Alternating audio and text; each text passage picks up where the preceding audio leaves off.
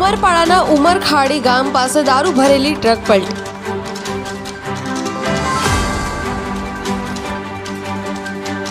વિદેશી દારૂનો જથ્થો ભરેલ ટ્રક પલટી।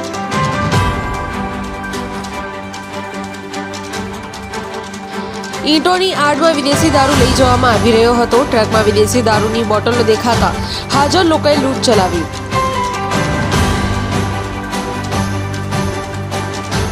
હાલ ઉમરપાડા પોલીસ ઘટના સ્થળે પહોંચી